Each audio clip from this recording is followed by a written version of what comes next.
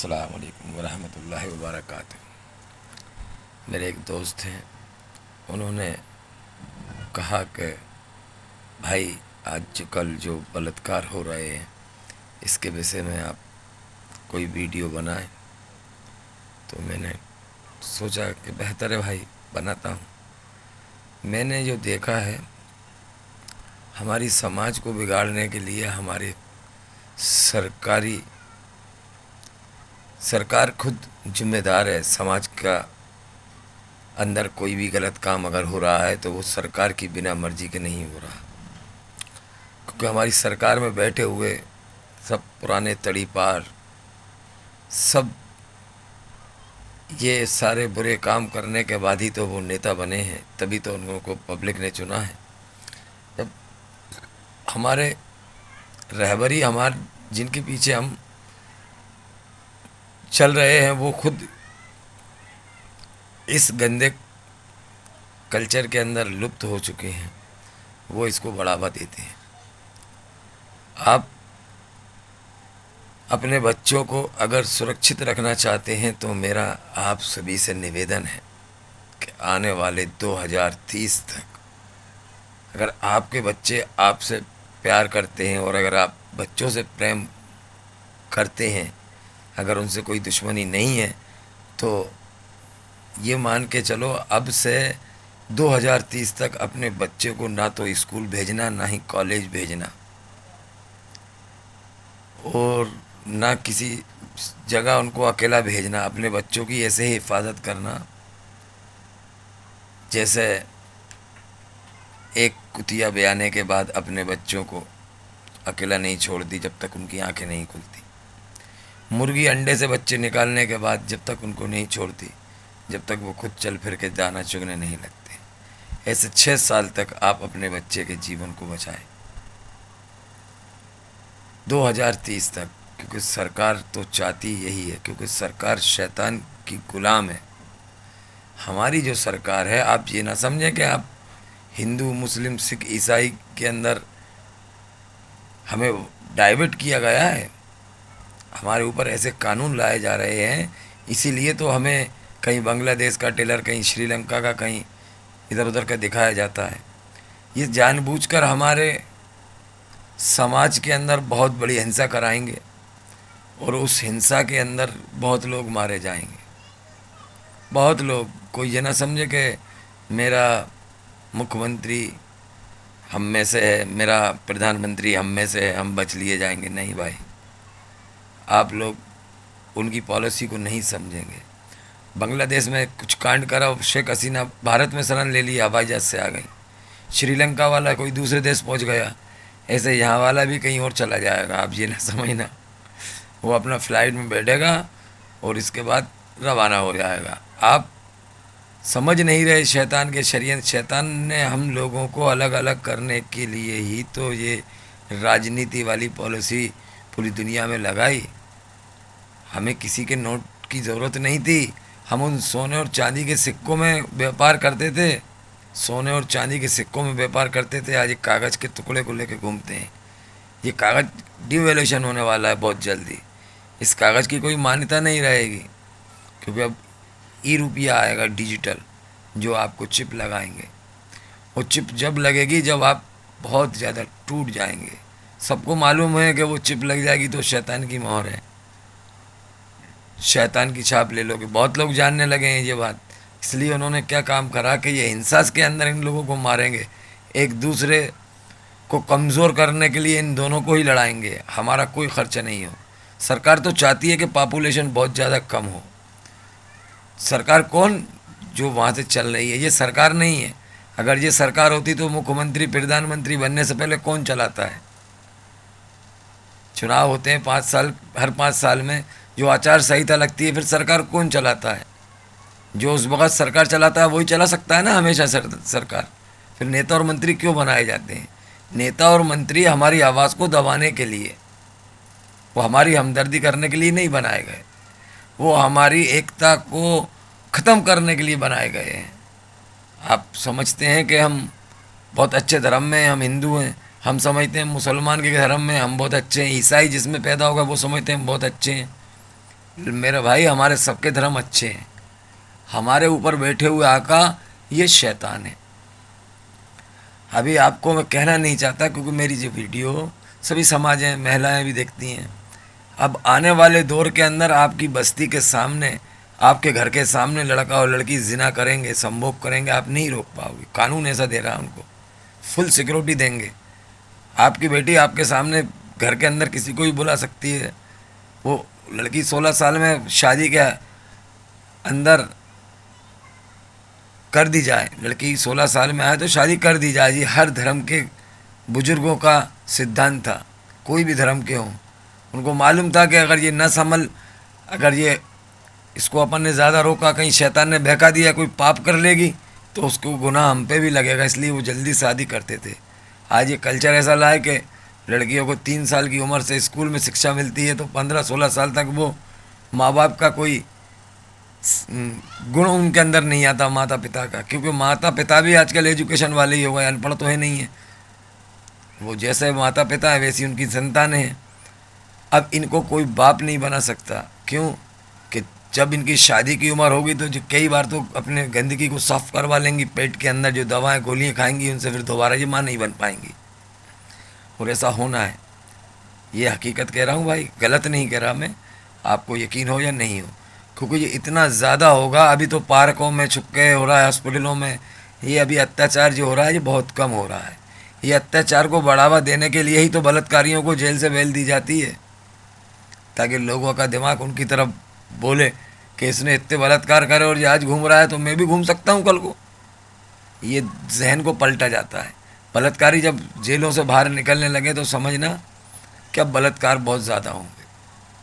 अब तो बलात्कार भी ज़्यादा होंगे। और कुछ हमारी माताएं बहनों ने यूट्यूब ऑनलाइन होकर वो एक हो जाती हैं तो बदन का कुछ हिस्सा दिखाती हैं, कुछ लोगों को वो पागल करती हैं, जिनको पागल करती हैं फिर वो बलात्कार करते हैं। कुछ हमारी माता बहनें हैं जो हैं वही शिक्षा दे रही हैं इस गंदगी को बढ़ाने के लिए। अब यूट्यूब पे देखो लाइव होकर, इतनी गंदगी, इतना गंदा कल्चर हमारे माता बहनों के अंदर आ गया है। कुछ लालच शैतान ने दे दिया कि तुम इस पर लाइव हो जाओ, वो अपना बदन, अपने जिस्म की नुमाइश दिखाती हैं। कुछ लोग उनको पैसा डालना शुरू कर देते हैं, पर्सनल चैटिंग होती है। ये ऐसा कल्चर ही तो बिगाड़ रहा है। इसमें सरकार भी जिम्मेदार है, कुछ हमारे घर वाले भी जिम्मेदार हैं। हमने ये शैतान का षड्यंत्र हमारी माता बहनों को दे दिया, हमारी औलादों को दे दिया। इसके अंदर तो वो जानबूझकर आता है कि 18 वाले ही देखें, 18 वाले ही देखें। फिर 5 साल के बच्चे के पास जब ये आता है तो वो कहता है कि ऐसी क्या चीज़ है इसमें 18 वाले ही देखें, तो वो देखना शुरू कर देता है। तो 7 साल 8 साल की बच्ची के साथ रेप हो जाता है, 9-10 साल के बच्चे बिगड़ रहे हैं। ये क्या है? ये शैतान का प्रोग्राम है। हम समझते हैं कि हम हमारे धर्म में बहुत बढ़िया हैं, हम जय श्री राम का नारा लगा के लोगों को बहकाना शुरू करते हैं, हम नारायण तकबीर का नारा लगाकर लोगों को इकट्ठा करते हैं। ये सब हम गुमराही में, ना तो हमने किसी धर्म को माना, ना हमने उस खुदा को माना, ना उस भगवान को माना। अगर हम भगवान परमात्मा को मानने वाले होते तो हमारे धर्मगुरु आज रोड पे खड़े होते कि ये क्या कल्चर लेकर आ रहा हो। ये सारे ही धर्मगुरु सब शैतान के पोपट हैं। आपको कौन सा धर्मगुरु अच्छा लगता है जो लाखों लेके कथा वाचन करने आता है, जो लाखों लेके इज्तिमा में आता है, या कुछ भी कौन सा लगता है? ये सब शैतान के चेले पोपट हैं मेरे भाई। इस वक्त अगर कोई इंसान को जागरूक कर रही है कोई संस्था, कोई धर्म, कोई इंसानियत, वो है जनता सरकार मोर्चा। वो सभी समाजों का सहयोग कर रहे हैं, वो सभी समाजों को एक मंच पर लेकर आ रहे हैं, न्याय व्यवस्था को सही करा रहे हैं, शैतान के सारे षड्यंत्र खोलकर बता रहे हैं। लेकिन मूर्ख लोग हैं जो उनका सहयोग नहीं दे रहे।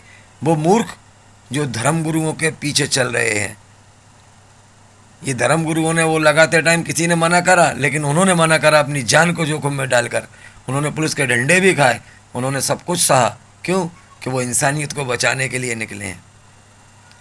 जनता सरकार मोर्चा, डॉक्टर देवेंद्र बिल्हारा जी, उस परमात्मा ने उनको ऐसा ज्ञान दिया है जो पूरे संसार को जिस ज्ञान की ज़रूरत है, पूरे विश्व को, पूरी दुनिया को ज़रूरत है, वो मामूली लोग नहीं हैं। अल्लाह ने उनको हिदायत दी है, उनके अंदर इंसानियत है।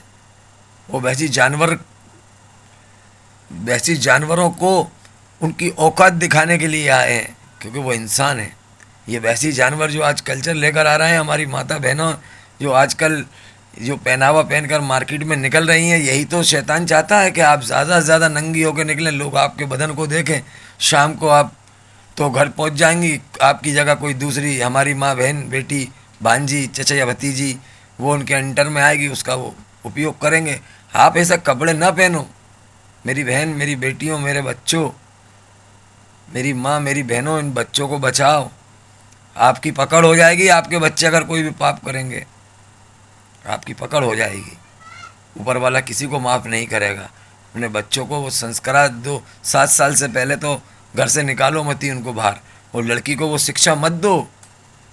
अब ज़्यादा दिन की दुनिया नहीं है। आप सोच रहे हो ये दुनिया बहुत जल्द मिटने वाली है, तब्दील हो रही है ये दुनिया। अब आप सोचो कि हम अपनी बच्चों को स्कूल, कॉलेज, यूनिवर्सिटी में पढ़ाकर हम उनको कुछ काबिल बना देंगे, तो कोई काबिल नहीं बनाओगे। वो इस काबिल बना दोगे कि वो वापस नहीं आ पाएगी आपके पास। आप पापा कहलवाते हो। पापा तो पाप करने वाले हैं। पिताजी का दर्जा था, पिताजी जी। हिंदुओं में पिताजी और मुसलमानों में अब्बू। आज पापा, डैडी, ये हम शैतान बने हुए हैं। हम खुद शैतान बने हुए हैं। हमारी औलाद हमें शैतान के नाम से पुकार रही हैं। हम पाप करने वाले बन रहे हैं, अत्याचार करने वाले बन रहे हैं। ये वर्ड हमारी औलादें हमसे बोलती हैं तो हम भी अत्याचार करते हैं, वो औलादें भी अत्याचार करती हैं। भाई शैतान तो चाहता ही यही है कि हम दुश्मन बनकर रहें। हमारे अंदर अगर इंसानियत आ जाएगी तो हम स्वर्ग में जाने वाले बन जाएंगे। वो नहीं चाहता कि हमारे अंदर इंसानियत आए। वो चाहता है कि तुम भी वैसी जानवर बन के, जैसे सुअर, कुत्ते, बिल्ली जिना करते हैं, रोडों पर बच्चों को लेके घूमते हैं, वो अपनी ही बहन के साथ जिना कर देते हैं, अपनी माँ के साथ कर देते हैं।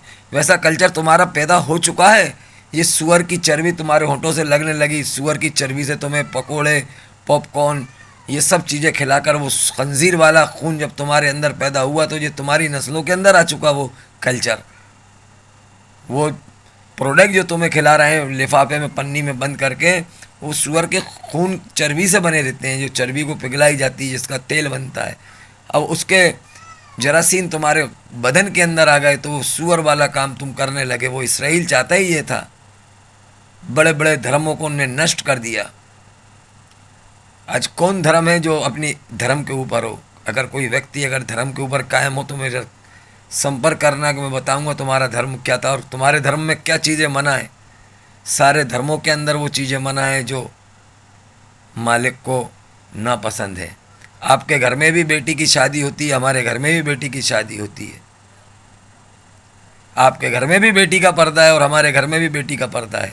आज हम दोनों मज़हब के नाम पर लड़ रहे हैं। आप बुरखे को उतरवाने के पीछे पड़ गए। आपको नहीं मालूम आपकी लड़की का पेंट उतर रहा है, आपकी लड़की को बिरा उतार रहे हैं, स्कूलों के अंदर कैमरे के अंदर उनको वीडियो बना रहे हैं। कितना गंदा कल्चर है। आप एक दूसरे से उलझते रहो और आपको ये नहीं मालूम कि आज इनका बुरखा उतरा है तो कल हमारी पेंटी भी उतर रही है। ये क्या है? हम कब इंसान बनेंगे? कब हम धर्म और जात से बाहर निकलेंगे? कब हम एक इंसान बनकर जीवन गुजारने वाला काम करेंगे? अब नहीं है वक्त। अब जागो, बहुत जल्द जागो।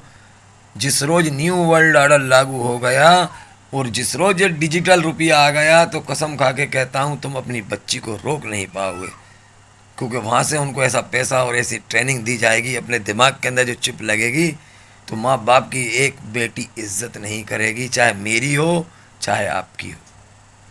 भूल जाएगी ना ये मेरा बाप है। उसकी माइंड प्रोग्रामिंग हो जाएगी ना। जो मेमोरी कार्ड ईश्वर ने हमें इंसानियत वाला दिया था उसको जानवर वाला मिल जाएगा, सुअर वाला मिल जाएगा। वो क्या करेगी? वो आपे से बाहर हो जाएगी। मेरी औलाद भी और आपकी औलाद भी, ना हिंदू की ना मुसलमान की, सारे संसार की औलादों को बिगाड़ना है। वो चाहता ही ये शैतान इब्लीस जो दज्जाल है, जिसने ये जाल का फंदा हम लोगों के ऊपर डाला है।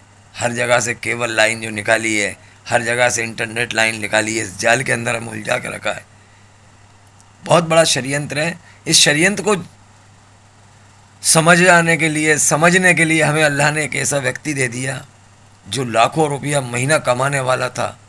उस व्यक्ति को आज फुटपाथ पर लाकर खड़ा कर दिया। नीचे बैठ के वो ट्रेनिंग लोगों को देता है। तो खुदा की कोई कुदरत तो होगी। ऐसा व्यक्ति हम लोगों को समझा रहा है। उन षड्यंत्रों के खिलाफ हमें ज़्यादा से ज़्यादा उनका साथ देना चाहिए। हमें धर्म की नाम से नफ़रत बिल्कुल निकाल देना चाहिए। हम इंसानियत के साथ एक साथ खड़े हों। मैं तो ये कहता हूँ कि मेरे भाई बहुत जल्दी ये बस्तियाँ तुम्हारी वीरान होने वाली हैं, क्योंकि हमारी माइंड प्रोग्राम का उन्होंने पूरा प्रोग्राम बना लिया है। हमें ग़ुलाम बनाया जा रहा है और हमारी ग़ुलामी फुल तरीके से लागू होने वाली है जिस रोज़ न्यू वर्ल्ड ऑर्डर लागू हो जाएगा। उस आर्डर को लागू होने से पहले हमें क्या क्या करना है वो सब बता रहे हैं डॉक्टर देवेंद्र बिल्हारा जी। दुआ करो अल्लाह उनको हर बुरे काम से बचाए, बुरे लोगों से बचाए और उनकी हिफाजत करे हमेशा। और उनकी मदद करना चाहिए हम सबको, सभी धर्म के धर्म गुरुओं को आना चाहिए, हर समाज के हर तकवे के लोगों को। मैं तो कहता हूँ उन पुलिस वालों को भी आना चाहिए, तुम्हारा भी भला भविष्य और फ्यूचर ख़राब हो रहा है। उन वकीलों को भी आना चाहिए, उन मजिस्ट्रेटों को भी आना चाहिए इसके विरोध में। आप क्या समझते हैं कि आपका ये कानून रहेगा? आर्टिफिशियल इंटेलिजेंस करेगी आपके कानून को पूरा। हर व्यक्ति को जीपीएस से कनेक्ट हो जाएगा जिस रोज़ उसको चिप लग जाएगी। जैसे हम गाड़ी को देखते हैं ना, आजकल गाड़ी फाइनेंस वाली आ रही है, कोई किस्त लेने घर नहीं आएगा। आपकी किस्त जिस रोज़ ड्यू हो जाएगी उस रोज़ वहीं गाड़ी बंद हो जाएगी। जीपीएस सिस्टम है उसके अंदर, ईसीएम लगा हुआ है और वहीं से देखेंगे इसकी किस्त नहीं है। जैसे मोबाइल किस्तों पे दिए और लॉक कर देते हैं, वैसे ही सिस्टम आ रहा है सब। ये डीजल पेट्रोल सब बंद होने वाला है, सबको बैटरी वाली गाड़ी दी जाएंगी। क्राइस आ रहा है, बहुत बड़ा क्राइस आ रहा है। जब बैटरी वाली गाड़ियाँ दी जाएंगी तो उसको ऑटो ड्राइविंग मोड में रखी जाएंगी। आप सरकार के ख़िलाफ़ कुछ नहीं बोल सकते, जहाँ हो वहीं मार दिए जाओगे। सैटेलाइट से आपको जब कनेक्ट कर दिया जाएगा, जैसे एफएम रेडियो देखा होगा ना आपने, चलता फिरता हर जगह उसको नेटवर्क मिलता है, उसको इन टावरों से कोई मतलब नहीं है। आप जो सोच रहे हो ये तो 5G है। 5G का मतलब क्या समझ रहा हो आप? ये रेडिएशन है, रेडिएशन से मारने के लिए। और जो कैमरे जो लगे ना, सैटेलाइट कैमरे, वो आसमान के ऊपर जो यंत्र लगाया उससे कनेक्ट हैं। आपकी आंखों के फिंगर से आपको मार दिया जाएगा। आपको जो चिप लगाएंगे उसके द्वारा आप कहाँ पर हैं लाइव लोकेशन देख तो रहो। ईरान के अंदर क्या कर दिया, ईरान के कितने लोगों को कर दिया, ये हम पे भी होगा। आप ये ना समझना कि बड़े लोगों पे हो रहा है। शुरुआत बड़ों से करिए, छोटों पे भी होगी जो उनके खिलाफ जाएंगे। ईरान उनके खिलाफ गया, आज हम भी उनके खिलाफ जाने के लिए तैयार हैं, लेकिन हम अपनी जान देने को तैयार हैं। हम चाहते हैं कि हमारी नस्लें आबाद रहें इस धरती पे। अगर हमारी नस्ल शैतान बन जाएगी तो उसका अत्याचार, उसका जुल्म का हिस्सेदार हम भी बनेंगे। हम ये चाहते हैं, हम वैसी समाज चाहते हैं कि दुनिया में कोई चोरी ना करे, कोई बलात्कार ना करे, कोई भी अपराधी ना बने। हम भी वैसी समाज चाहते हैं, बड़ों की इज्जत हो, हमारी माता बहनें पर्दे के लिहाज में रहें। पर्दे की लिहाज में हमें वो शिक्षा नहीं देना या हमारी बहनों के बच्चों के कपड़े उतारे जाएं। आप समझ रहे हैं कैसी कैसी कैमरे चल गए हैं आजकल, हर जगह वो लगे हुए हैं। ये सब शैतान के षड्यंत्रों से हमें हमारी औलादों को, इंसानियत को बचाना है। मेरी बात कुछ लोगों को गलत लगती है, मैं उनसे निवेदन करता हूँ। गलत तो इसलिए लगती है कि मुझे गुस्सा आता, मैं नहीं देख सकता ना। मेरे अंदर इंसानियत है जैसे डॉक्टर बिल्हारा के अंदर है। मैं पाप अत्याचार देखता हूँ तो मुझे मालिक से ये कहना, ईश्वर भगवान खुदा जो तू मालिक है इस दुनिया का, मैं यही कहता हूँ, या तो मुझे इतनी ताकत दे कि इस जुल्म को ख़त्म कर दूँ, या इस जुल्म को ख़त्म करने के लिए ऐसे लोगों को खड़ा कर कि एक साथ खड़े हो जाएं, बहुत सारे लोग खड़े हो जाएं तो ये जुल्म को जल्दी से जल्द ख़त्म करें। ऐसे ही जुल्म ख़त्म होगा। मेरी बात जिनको बुरी लगती है माफ़ी चाहता हूँ। दुआ में याद रखना, गलती को माफ़ करना।